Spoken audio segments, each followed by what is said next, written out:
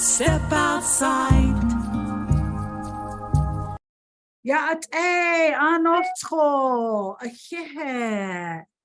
Hello, everyone. Thank you so much for being with us tonight. I cannot stop smiling. I am just beaming from my heart and my soul.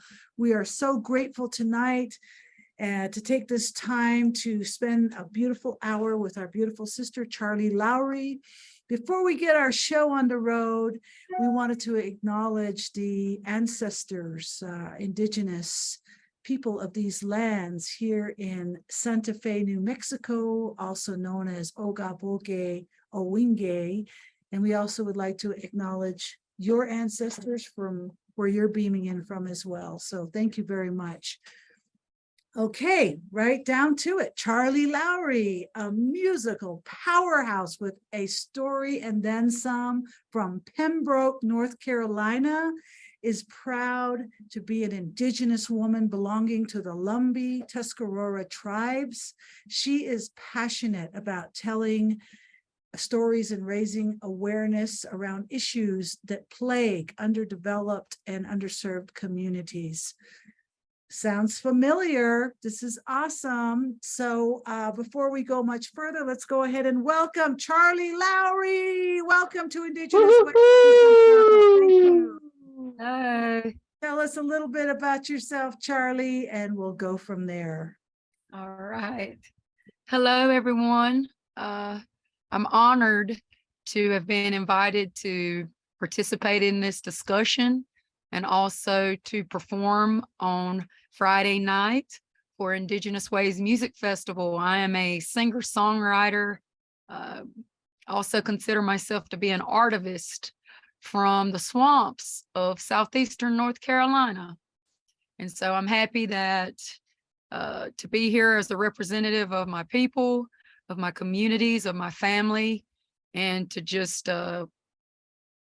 build bridges, build bridges here in Indian country, East Coast and West Coast. I'm a big believer that once all our people, can come together, we'll be a force to reckon with. And I just want to be a part of that, bringing people together and building community in that way. So I'm happy to be able to share some of my original work that I've composed and, co-wrote with other Indigenous artists ever since I began my independent career as a musician back in 2005, 2006. So I've been performing quite a while and just always feel honored to be able to share my gift through song. That is so beautiful, Charly. Can you tell us how your music's going right now? Kind of give us a feel about what it feels like walking in your moccasins and your shoes today. A lot of the performances that I've done over the past few years have been solo or duo performances. For over a decade, I was with a band that helped to form in Pembroke and in my hometown. It was called Dark Water Rising. And it still has a huge impact on my life. And that was really my first foray into live music performance or performing my original music. And started that band with very close friends, some of my best friends.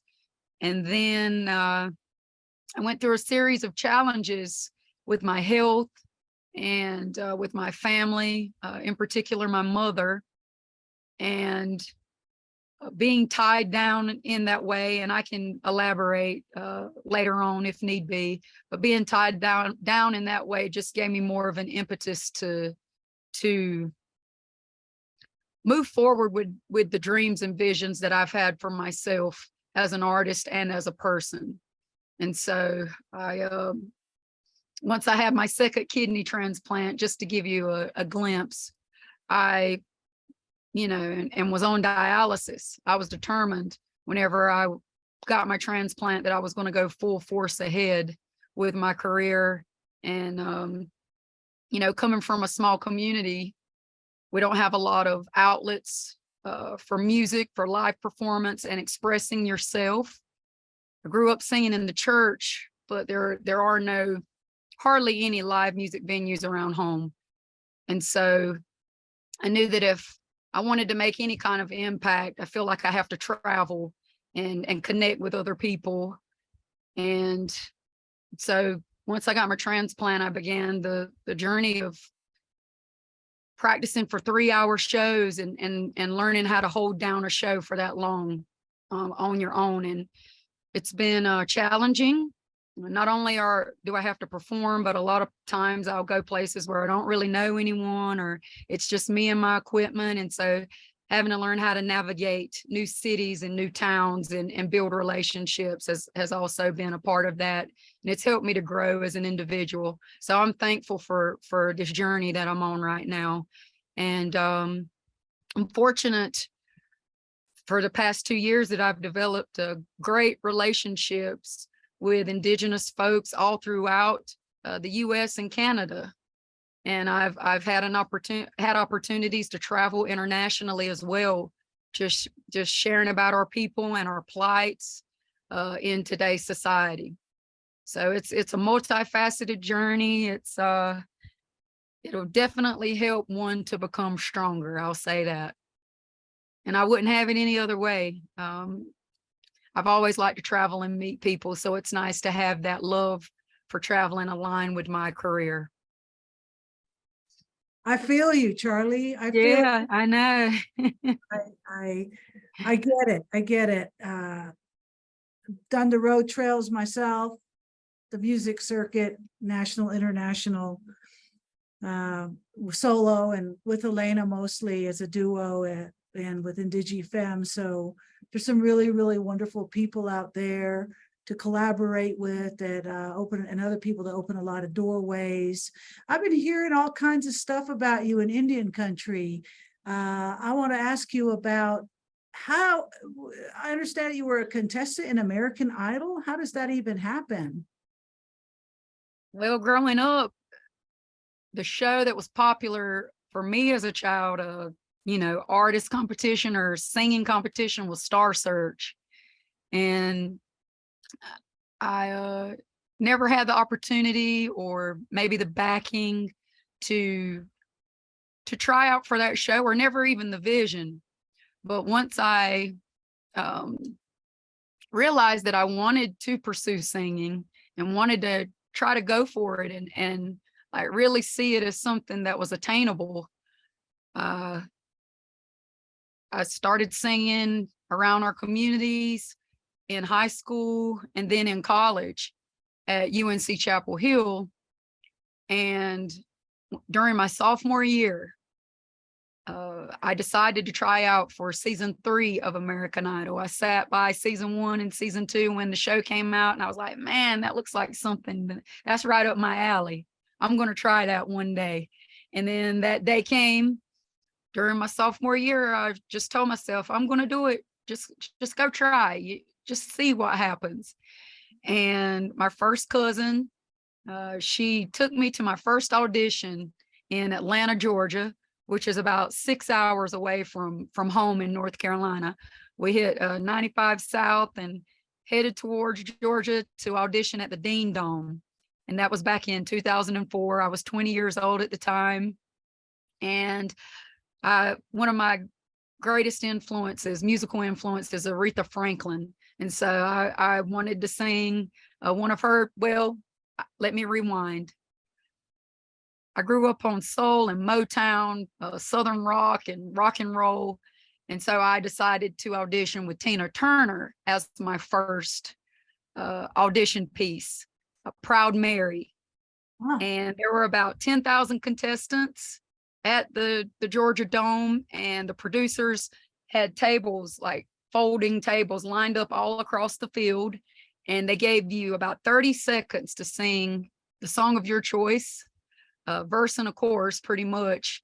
And if you advanced to the next round, you either went to the right, or if you were going home, you went to the left. And it was just as quick as that. They had everybody in and out.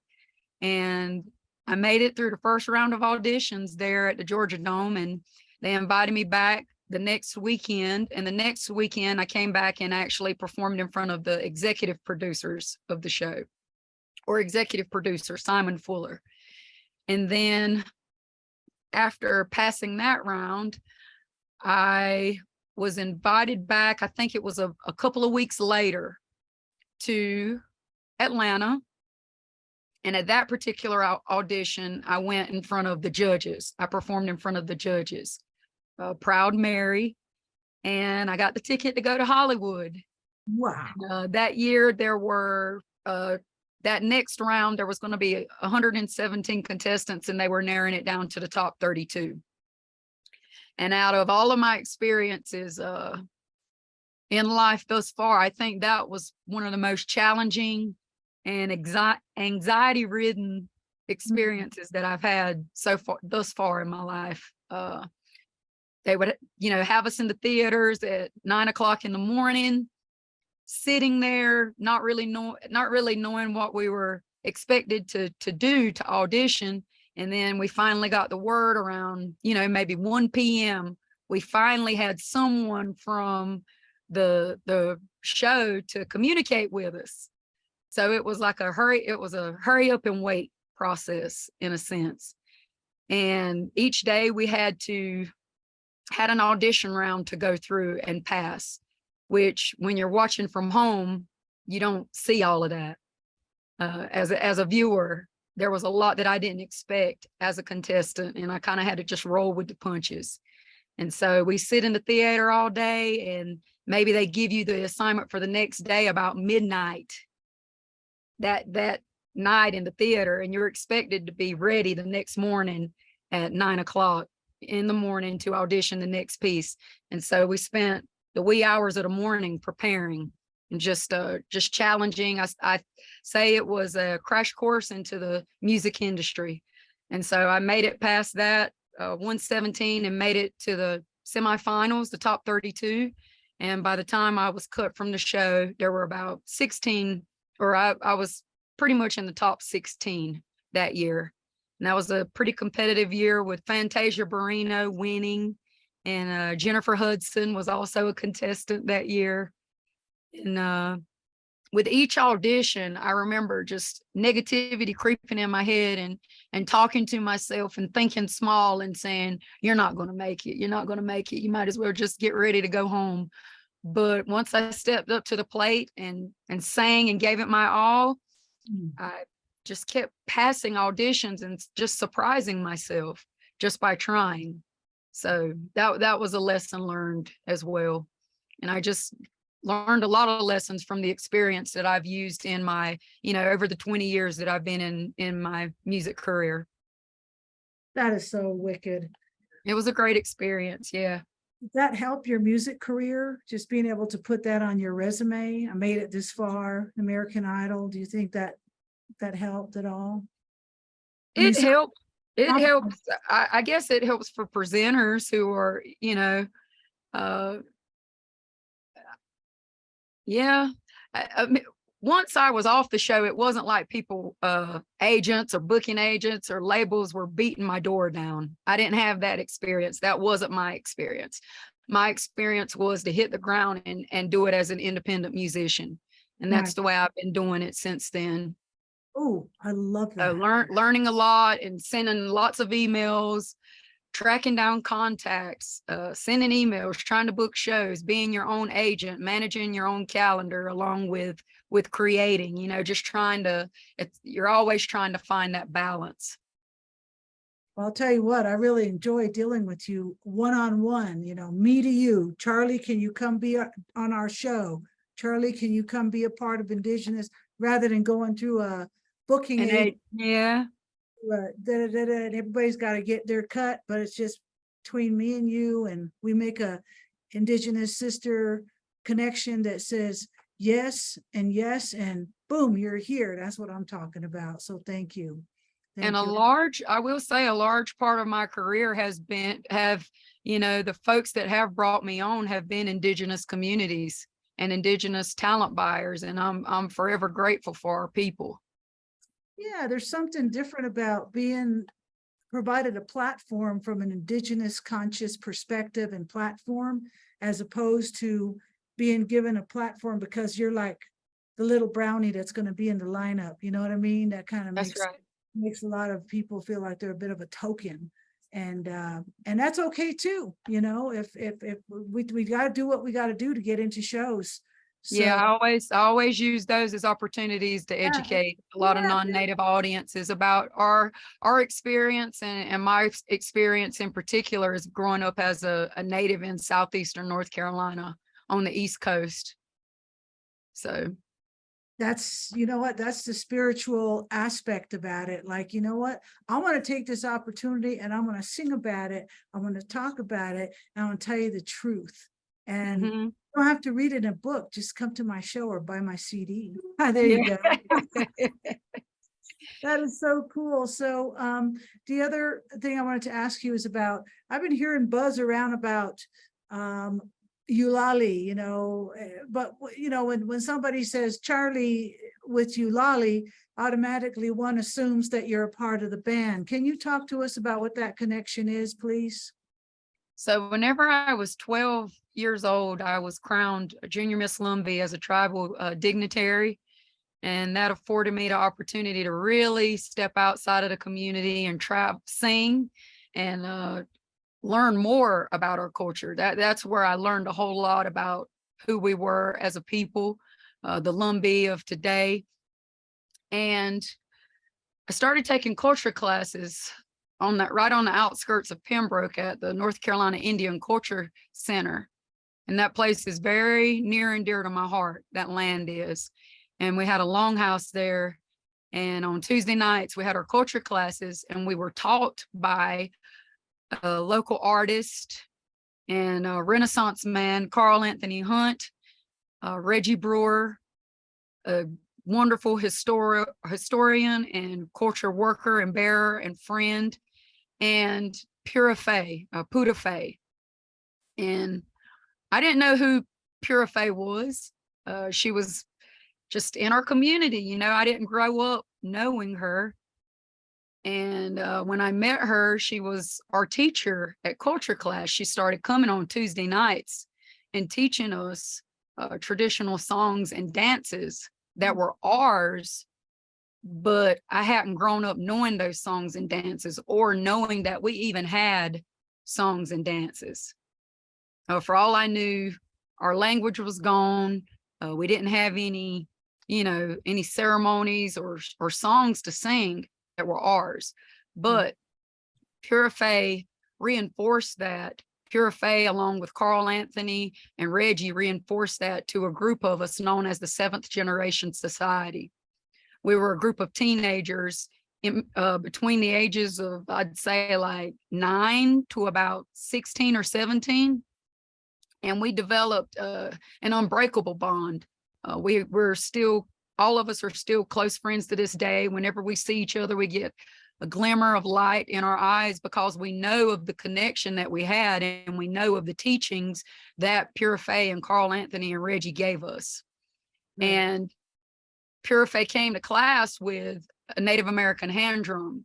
And I grew up watching men play drum, but to see this woman playing this drum with her magnificent otherworldly voice, I was taken aback as a young singer, just an aspiring singer. And she empowered me as a young girl. She allowed us to play the drum and shared the stories of how the drum was given to a woman first, and that it was okay for us to use the drum and to sing. And I remember going to UNC Pembroke, which is the University of North Carolina at Pembroke.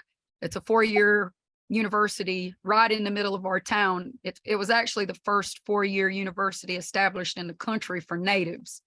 And at the time it was called Croatan Indian Normal School.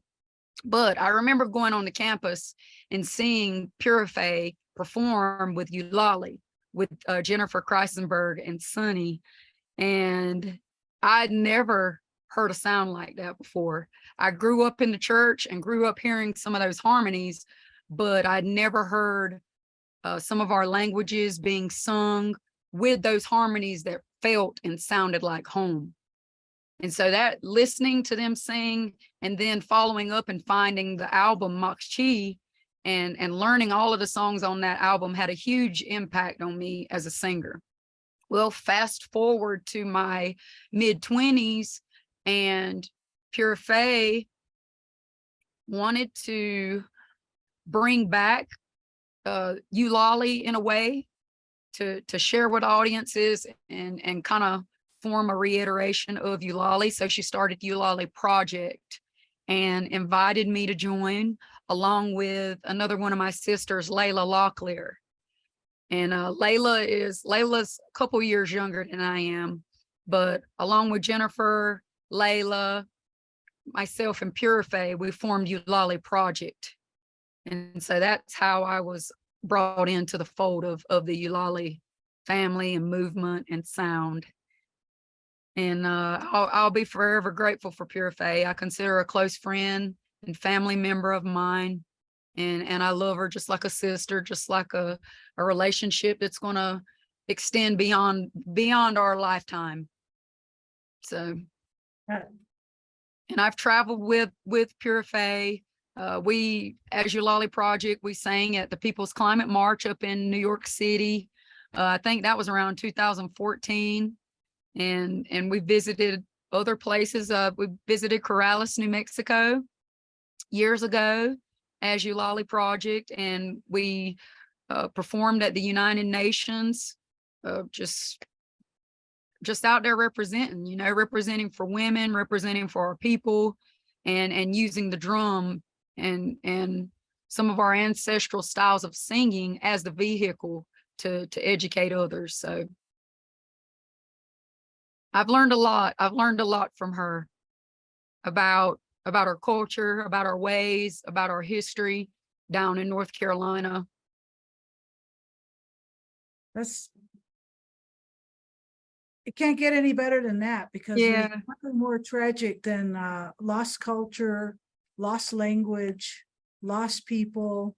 I have a lot of respect for the Lumbee tribe. I had a beautiful indigenous elder on about 4 or 5 months ago. Her name's Judy Stout, and she herself is profoundly deaf, and she's a retired woman. She lives right there in Pembroke, but she's a huge role model in deaf community, and she's done a lot of work with the indigenous Native youth and disabled people, and she still does now. And when she's not doing that, her and her husband are cruising around in their RV, checking out the country. Okay. Yeah, she's a super empowered woman. And she was on our show, and she told us that she told us a story where back in the day, I think it was like back in the 50s or something, the KKK came in and did some crazy mass, but these Lumbees just jumped in and pretty much scared them off and said, you get out of here. You don't be behaving like that to people. And she just told all kinds of really wicked stories like that. And that's the story of the Battle of Hayes Pond. Right. It happened in Maxton, North Carolina, which is like the neighboring town to Pembroke. And Robeson County, the county where I'm from and currently live, it's very diverse.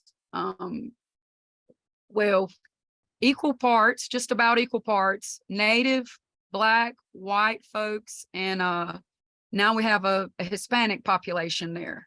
But back in the day, everything was segregated into 3 parts around the Jim Crow era and the Civil Rights era. And so around the late 50s, there were threats of the Ku Klux Klan coming to town because of, it was either an indigenous man, I think it may have been a Native man, was dating a white woman. Something about a relationship, and the Klan didn't like that. And so they planned to host a rally in our homelands. And growing up, hearing this story in elementary school, it was often romanticized. It was like, oh, the Klan came, they had a tussle, and we ran them out. We made them leave. But now we have some folks who are reaching out to some of our elders who were a part of that fight that evening, and they're really starting to come out and speak their truths to speak their stories, to talk about what really happened that night. And so the clan sets, the story goes that they set up one light, like a street light. They erected a light and in the middle of a field. And as soon as they erected that light and turned it on, all of our, well, the people that were there, our warriors, came out of the woods, came out of the swamps, and pretty much like ambushed them, and a fight ensued. And what I'm learning now is that there were women there. We didn't hear about these women that were at the Battle of Hayes Pond, but there's a YouTube videos up now, and you have one of our elder women talking, saying that her husband or boyfriend at the time told her that he was going to this fight or going to stop the KKK and what was happening. And she was like, well, I'm going to go too. And so she grabbed whatever weapon she wanted and brought it along and was a part of that. And I love the fact that our women were there representing. But that story received a lot of media attention back in the day. We have two of our Lumbee Tuscarora men. Let's not forget about our folks who identify as Tuscarora back home. They were just a huge part of the battle as well. And there's two of the men on the cover of an old Life magazine with the KKK flag on their back, and they're just smiling in victory because of the fact that we've won and stopped them from trying to run over us in our homelands. It's a great story. Yeah, I love it. I think the best part of that story is you got the oral indigenous perspective and story, as opposed to a journalist coming in and, you know. That's right. It's our people telling it. And now that maybe they've been able to heal from some of that trauma of having to grow up in times like that. But now I'm so thankful that our elders are now feeling comfortable to really speak out the truths and tell the story of what happened, you know, that our women are coming forward. That's right. That's right. I'm wondering, what do you see for yourself in the future? Like, do you have like okay, today we got a plan Friday, you're going to play live at the festival, but like a year, 2 years, 3 years, 5 years, 10 years, 20 years. And what kind of footprint would you like to leave on this planet? Well, I feel strongly that, you know, I can make some change as a singer and a songwriter, as an artist. And yes, I sing, but I also like to act. And I've also, you know, always been intrigued by theater. And so I would like to eventually tell that story of the Battle of Hayes Pond on Broadway, you know, create a musical for Broadway. I would like to, one of my goals is to win a Grammy. There are artists out there who are like, award shows, awards, they don't mean it. They don't mean, you know, but how many Grammy Indigenous winners do we have in mainstream categories? And so that's one of my goals, is to win it. Not, I mean, it'll be nice for myself as an, you know, as an accomplishment, but it's more for our people to say that we can do this. You see this, it's for my people back home in Robeson County. We are some of the best singers in the whole wide world. And Pure Faye will tell you that. She said it so many times. We've got some of the best singers at home. And I want to, like, just by winning that, just show them and encourage them to try to reach for the stars, that it can be done. And so that's one of my goals within the next 5 years. Sometimes it's hard for even me to see it, you know, when you get so bombarded by things that are happening every day in society. But you just have to ground yourself and remember your ancestors. Like we were talking about the 7 generations. Remember your ancestors and their fights, and think about the children in the future, and how can you just make their load a little lighter. So those are two of my two visions that I have for my music career. And then also to build up the arts community back home even more, to build venues, to give our folks outlets to perform and showcase. And then to just continue to travel around the world and try to unite our people through the arts. If there's anything we can do, man, we're pretty well connected and around. This helps. Steps like this are what's going to make the impact. You know, eventually we're going to reach a tipping point and it's going to explode. And we're doing a great job. I think we're fortunate to live, you know, where we are being more visible and do have more representation. The doors are opening. Thankful to folks like you know, IndigenousWays, who are creating these platforms. And we're starting to get more visibility on television, and it's a good time for us. Yeah, we got a couple of messages that there's some Kiwi folks from New Zealand that are going to be going to our festival Friday as well. So I think there's some Maoris coming around, and it'll be amazing to see somebody Maori, and you know, Elena's Maori and Samoan, 50-50. So it'd be nice to meet somebody like her in this town as well, because there is none. She's the only person here like that. So she's definitely pretty exotic for this part of the world. So that's really cool. We got Elena. Thank you, Elena, for being with us here in America. Yes. We're really blessed to have her. So what is your advice to Generation Z? And now we're into the Generation A momentum of childbirth. What do you want to tell them, for the Indigenous people? To try our best to just continue to exercise our sovereignty in as many ways as possible, even like through the arts. I try to do it through the arts and the content, the messages and the songs that I sing, to try to relate to Native and non-Native audiences, or even to the foods that we eat. Just exercise and practice sovereignty and allow it to give you power, to empower you and give you strength. Well, you know, I know we're not set up for it, but I would sure love it if you would be willing to do something a cappella for us, even if it's just 30 seconds or up to 2 minutes, a Proud Mary or a Native chant or something. Can we just hear a little tiny piece of you? It'll sound. Let's see. Here, this is I'm really big on just protecting Mother Earth, and grew up with the land just outside as a child. So I really love the earth and love being outside.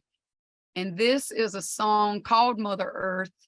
And I collaborated with a hip hop artist in Greensboro, North Carolina. His name is Justin Harrington. His artistry name is Demeanor. And this song talks about the fact that, like, human beings are pretty much parasites here on earth. We just continue to take from the earth and just pillage and pick at the earth.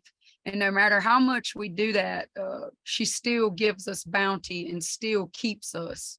And so this song is just a thank you, and it's called Mother Earth. And I'll pretend I've got a hand drum. Just a bit traumatized and a bit traumatized. I don't throw a fit, still I pick, still I rise, yes, yeah, that's right. I ain't trying to fight, I'm just trying to be strong. So I'm trying to right or wrong. And mother, you do us right when we do you wrong. Mother, way, yo, yane, yo, way, yo, mother, way, yo, yane, yo, way, yo, ay, yo. just a bit traumatized and a bit dramatized. I don't throw a fit, I stay fixed, still I rise, still I rise. Yeah, that's right. I ain't trying to fight, I'm just trying to be strong. So I'm trying to right a wrong. And mother, you'll do us right when we do you wrong. You're doing it, yeah. That's really, really beautiful. Thank you. Very good message. And boy, it is so true. Yep. True. Speaking of Mother Earth, Yep. speaking of Mother Earth, I've been hearing a lot about cultural appropriation since I was little, and I'm still hearing a lot about it now. There seems to be some changes with namesakes and so forth. What does cultural appropriation mean to you? And do you have any advice to any of the Indigenous people of how they can deal with it when they see it? Well, we all know as soon as Halloween rolls around, that seems to be one of the favorite times of year. Halloween, I've even been thinking about Thanksgiving and cultural appropriation then.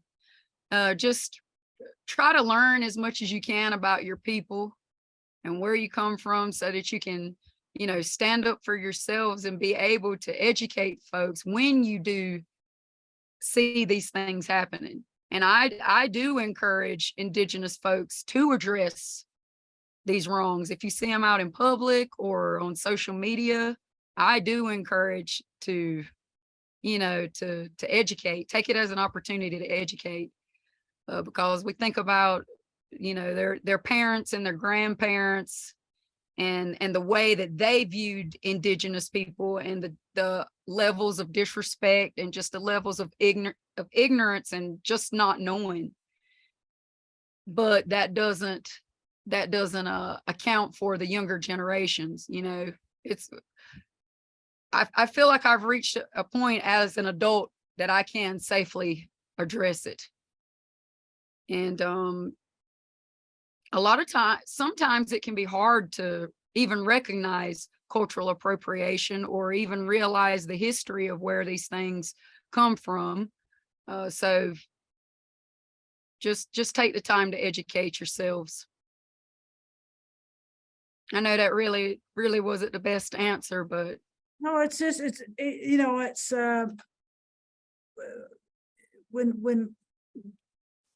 when we see it and when somebody's doing it, the big question is, do they know they're doing it? Because right. A lot of people are just saying, man, I like what they're doing, so I'm doing it too. And I'm really good at it, so I'm selling it, and I've learned about it, so I'm talking about it. And nobody told me no different. And I'm making a good living now, and I'm not doing anything wrong. And then there's all this kind of ration and reasoning around it. And it's just, I've got an interesting example with UNC Pembroke, the college back home at Pembroke. Our mascot is actually the brave and the red-tailed hawk. We use a lot of our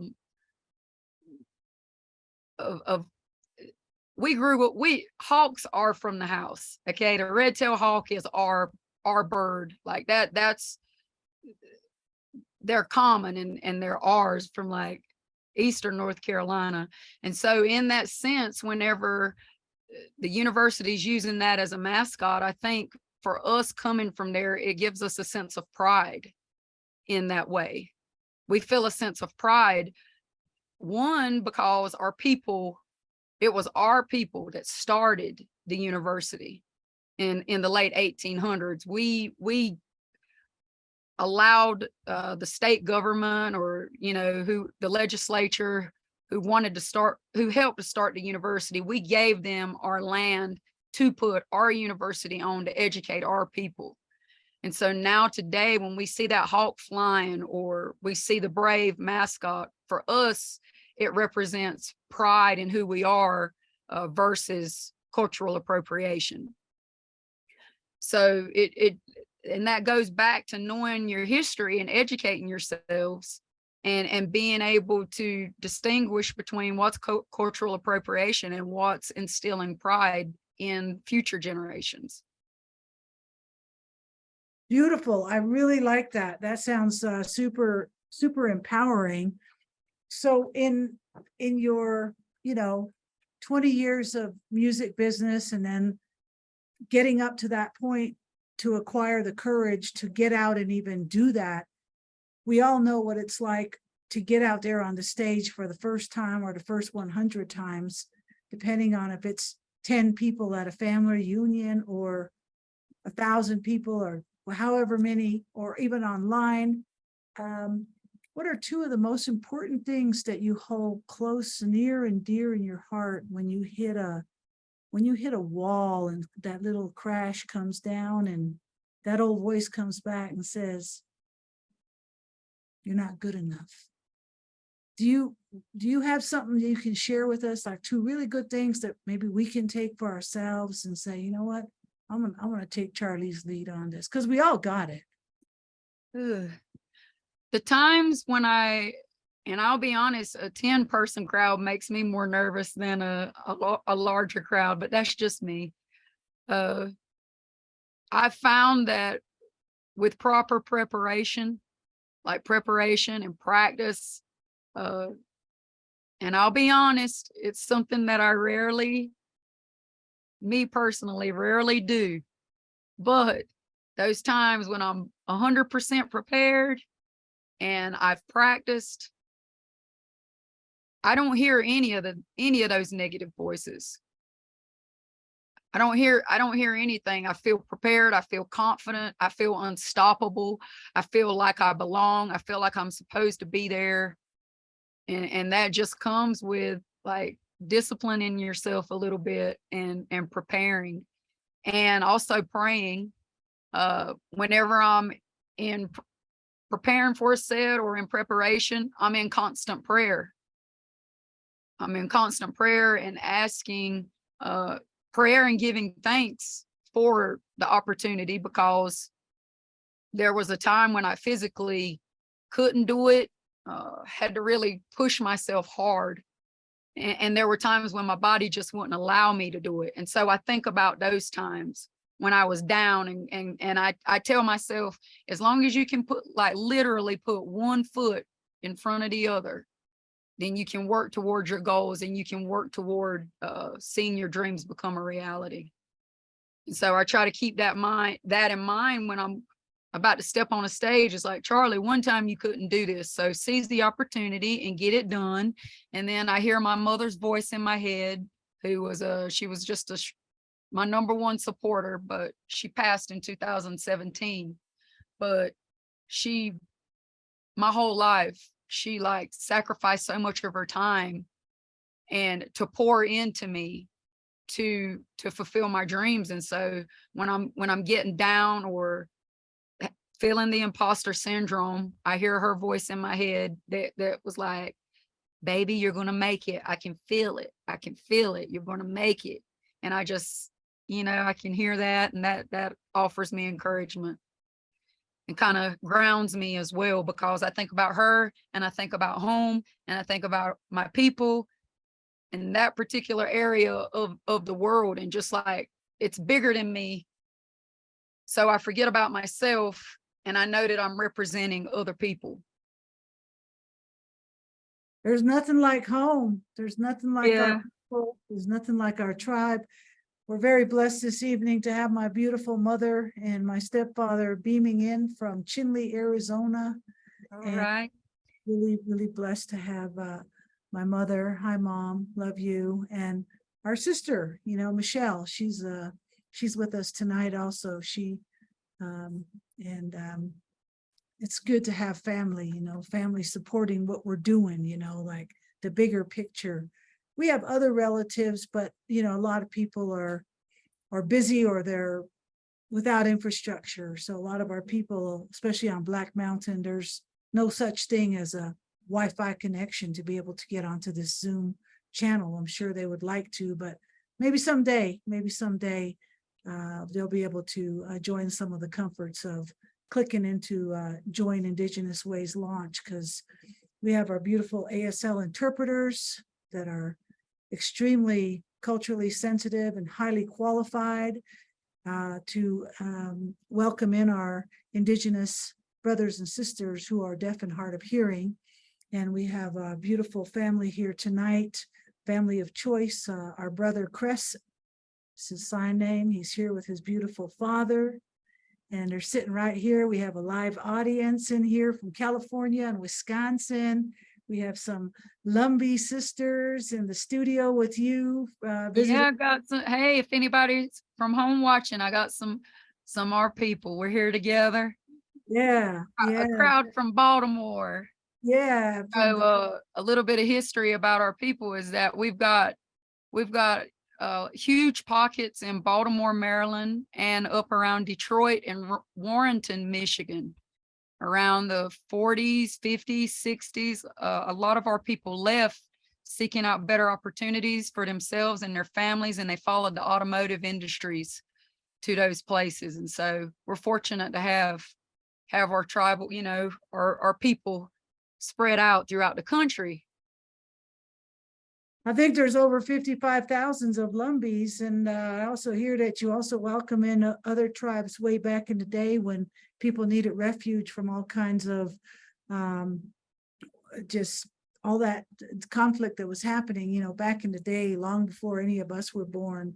But Right. it's nice to know Yeah, that. always. I try to still give not try to still give. I respect and am often taken aback when I think about the sacrifices that our elders made so that I could sit here today and be talking with you. They went through a lot and still do as people on the front lines of some of the contact here to the US. We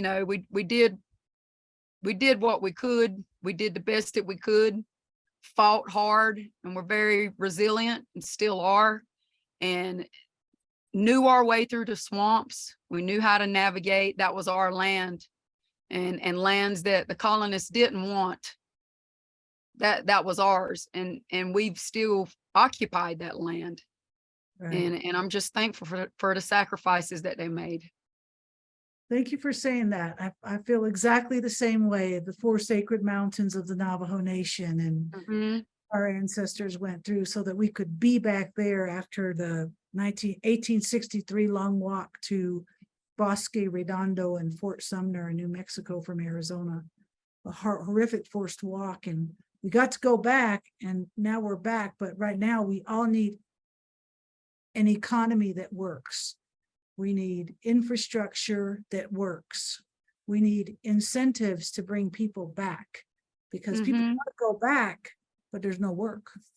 That's the thing, unless you want to be a teacher or work in a hospital, and those are sparse as well. So the movement keeps happening. We've got our youth that are just impressing the heck out of me. Our Gen Zs and Gen A's are taking all this kind of stuff to a new level. And they're using this in the beauty way to connect and to collaborate and to create and to entertain, educate through entertainment, and just getting so creative. And I'm really, for the first time in my life, really interested in listening to these Indigenous hip hop artists and say, what their struggles, it's my struggle when I was young. It's my struggle still today now as I'm middle age, and it's going to be my struggle as I get older and become an elder. And the intergenerational respect of our peoples is so beautiful that we just honor our elders. At least we're supposed to. Okay, that's the way it's supposed to be. And then, of course, our children are precious little gems. And it's just beautiful, that whole intergenerational, and of course with Indigenous ways, intertribal, intercultural. I mean, all bridges come in and no walls are put up for anybody. The only thing we ask is be nice. That's all we ask. That's the only way to become a part of our world family is just be nice. Yes. and with love, Uplift one another. right, Continue to uplift one another. Yeah. right, with love and support, good things happen. Mhm. And good things happen, and good things are happening right now. And I'm just so excited. I just don't even want this weekend to end. I want it to go on for 20 years, but it's going to be like that, boom, and it's going to be Yeah, like, last year was my first time attending market. I had heard about it, growing up and through the years, and I made it a point to try and lock in some performances last year, and I thoroughly enjoyed myself and made sure to like go ahead and put it on my calendar for this year. And so I'm thankful to be back in the area. I come every couple of months. I've just started now coming out here to perform every couple of months, but right. I always look forward, or will continue to look forward to this time of year. Well, you know what? In the indigenous world of the arts, we are seeing you, we are following you, we are loving you, we're hearing you, and we can't wait to hear more and more and more. And we will continue to support you and create platforms for you, Charly. Thank you Before so I much. sign off and let Elena come in for a quick commercial break, I wanted to ask you, what does gathering mean to you? Gathering as in like And just the gathering, word, yeah, just just the word. Just what does it pop up? Like what pops in your head with that one word, gathering? It could be anything. It could be conceptual, metaphorical, literal. not knowledge, gaining knowledge, inquisitiveness, being curious to inspire change. When you gather things and you make something out of the things that you gather, use it, don't just let it go to the wayside. That's what I think of when I hear gather. What That's- can you do with what you've gathered? Know That's- what you're gathering, know what you're looking for. Yes. And the thought that came to my head is fall. We're in fall now. Oh yes. Uh-huh. It's not Thanksgiving, it's gather. It's like, let's put it all together. Get ready. The cold time's coming. The trees are going to change, and I'm going to stop now so I can let this wonderful, wonderful team player here take over. Thank you so much, Charly. We love you. Thank you. Thank you, Tash, and thank you so much, Charly. You know, we were very, very blessed to meet you a year ago around this Yep. Indian market, and a lot of that was one of our featured artists last year was the one and only Keith Sokola. That's right. And I don't know Yeah. what happened, but people came back here, and in you walked, and we're jamming out in the studio. And I remember Keith saying, "Hey, Charly, you want to play something?" And you're like, "Oh, okay." And then you picked up the guitar, and you're under this little cap, and I was like, hmm. And then when you opened your mouth, I looked at Tash. I said, Tash, you need to get her next year for the Indigenous Ways Festival. So I'm really grateful that you're here. Thank you so much for blessing us. And also getting to know you more, and my heart deepens because you're what we're about. You know, it's about the people and about the gift of giving and the gifts that you have. And so, really see you, Charly. So, thank you so much for your walk. So, I'm just going to do a little commercial break, and then we're going to come back and invite others in for remaining time. Mark your calendars, third Wednesday of the month, which will be Wednesday, September the 20th. We have the beautiful Dr. Molly Big Knife, who is Shawnee, Munsee, Delaware, Cherokee, Irish, and English. She is a professor at Arizona University. She also is an executive director of the nonprofit Pollen Circles. She has been doing amazing, amazing things like the beautiful Charly has in the community. So we're going to have a lovely chin wag with her next week. So be sure to mark that on your calendars. We would love to see you. You know, in the next 24 hours, this video of Charly is going to be available at our website, IndigenousWays.org. There are over 200 presenters, Native, Indigenous, LGBTQIA2S+, our Rainbow Family, and deaf and hard of hearing presenters that have been doing extraordinary things. So they're all archived there. We started this the 1st of April 2020. That was to keep our beloved communities connected. And through doing that, we've grown a worldwide audience. So if you want to hear more about that, if you go to our website, IndigenousWays.org, yeah, you can subscribe to our newsletter and see all the things that have been coming up. Below us, you'll see flashing all the wonderful social media pages. So if you are watching on social media at the moment or you're looking at the recording of this, please like and subscribe to our pages. We would really love that. And this is all possible. So we want to thank our sponsors, the National Endowment of the Arts, the City of Santa Fe Arts and Culture Department, Santa Fe Community Foundation, and that's the Envision Fund, and New Mexico Arts. Also, we have board members presently in here as well as online, and we want to thank them for their time, and also all our individual donors that have allowed us to keep this format going and hearing our community and these amazing things like what Charly has been talking about, the heart, the heart, the heart, amazing walk of what she's been doing and all that she's about. Now, we're pretty jazzed because coming up next month, or not next month, this Friday. So what's that? 2 sleeps away is the Indigenous Ways Festival. This will be our 8th. We started last year, and our 3rd for the year and our final for the year. You have just heard the amazing Charly Lowry. She will be blessing us on stage on Friday, as well as Indigiqueer artist, uh, Black Belt Eagle Scout, who will be opening, followed by our producer and also Joy Harjo's producer, Larry Mitchell, and then he'll be jumping on a plane to going to Australia. And then we've got Charly, and then closing the evening is 3-time poet laureate nationally, the one and only Joy Harjo.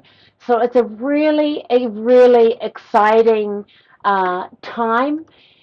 If you are here in Santa Fe, we are asking everyone to RSVP. If you're not in Santa Fe, don't worry, we're beaming this out live. So again, you can go to our website, whether you're in person or watching it live wherever you are in the country and the world, this amazing thing. So it's going from 5 o'clock to 9 p.m. Mountain Daylight Time. So we'd love to see all of you. And as you can see, all our wonderful sponsors down below there. I also want to give a plug to the beautiful Lensic 360. They are sponsoring Black Belt Eagle Scout. So we're really excited with all these wonderful collaborations and partnerships and sponsorships that we have, because we wouldn't be able to do it without you. As Charly was mentioning, it is Indian Market Weekend here in Santa Fe. So if you miss us on Friday, we're going to be having our Indigenous Ways booth at Free Indian Market at Federal Park. And at noon on Saturday and Sunday, we're going to be playing. So we'd love to see you. What else is going on?